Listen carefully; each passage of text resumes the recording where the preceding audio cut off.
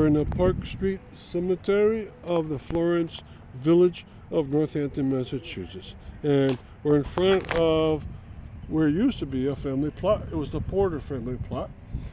Then this cemetery is from the 1820s, and you can see that it's in a churchyard style layout. And you might be able to notice that it's mostly in lines lately. They've been straightened out. That's very typical, but it's also been beautified. And one of the beautification of cemeteries was to have some of the families leave and go off to other cemeteries, so they disinter all the bodies and reinter them in a more beautiful cemetery. They probably took out the Porter family and moved on the Spring Grove Cemetery or the Bridge Street Cemetery to be in a better environment. And that was typical of the United States between 1870 and 1900, to move whole cemeteries or move family plots within cemeteries. Now, we're going to point out a few places. Right to its left-hand side, in the back corner, is the African American burial site.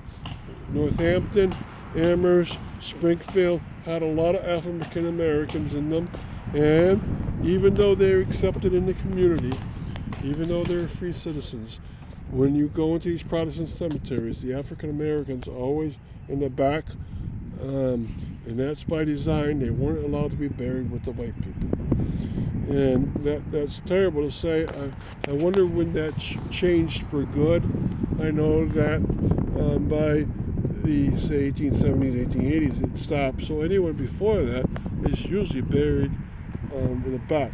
Now, these rules aren't always true, but as I found in Westminster Cemetery that a lot of burials are that way for African Americans.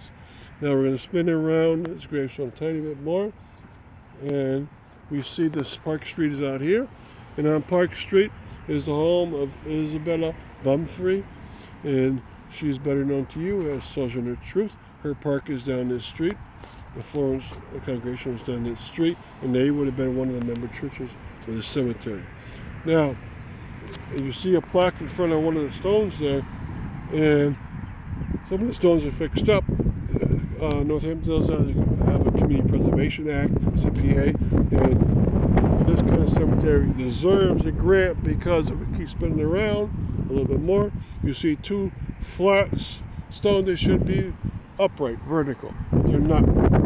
Right? Now, another thing about this cemetery, the stones that are pre-1850 should have inscriptions face towards the west, and then footstones should be available, and they should point towards the east. And you don't find these on the very old stones, so they've been taken out and things have been changed around here, like almost every other cemetery. Now, Florence Center is right over there, and Lilly Library, the Library of Florence, is right in front of us at this point. And if you go to the other edge of the cemetery, you'll see a stone that, since the inscription is very hard to read, one of the modern descendants of that person has put a plaque horizontally on the ground so you can read it. Right? And then there's some zinc tombstones in here. There's one big zinc tombstone over there, mostly made out of zinc. It's a nice look to it, and it lasts very long. Right? So we're going to spin once more around, and then we're going to go over to our gravestone.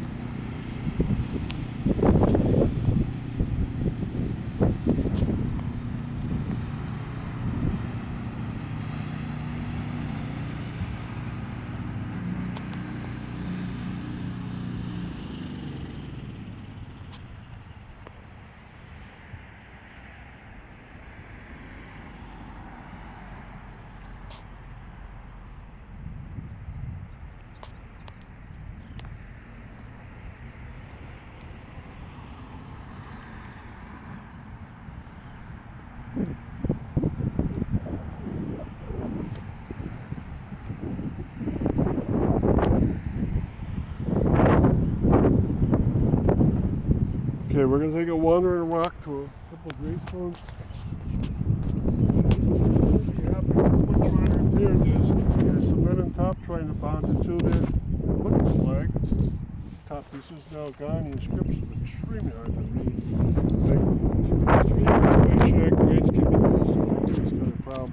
In this kind of problem, right, when he collapses on the ground, somewhere in there is a base word, or it could be made a new base for upright.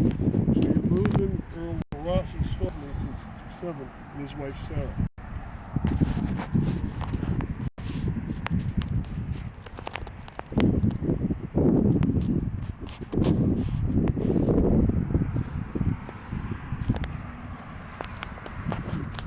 So this row of 5 back here is a Dorsey family, and you can read their names off there: Lester, John, Nancy, Louisa, and Basil. This gravestone sticks, and you got 2 left of him. Nancy, the wife of Alma, and Louisa, they have the gravestone sticks. And Basil's has been fixed. This is a special kind of bond material. It's very strong, and it fits in with the color of the stone. Now you can see on Basil's stone, I want to read this to you because it's very important. Alright, Basil Dorsey died February 15th, 1872. And then down here it tells you about him. Born enslaved, has Ephraim Costley. He was born 1811 in Liberty, Maryland. He died the death I told you. Father of 14, he took his freedom on the Underground Railroad in 1836. He and his family were out for sanctuary by the Levitt Patrol in 1838. He moved to Florence in 1844. He was a teamster and an avid abolitionist, advocating if you had ever been in slavery, you could not talk about patience. Basil was sermonized, has respected and warmly esteemed, a man of great gallantry and strict integrity. National Underground Railroad Network Freedom. So this is a beautiful inscription to have in front of his former gravestone. So thank you for coming to this cemetery.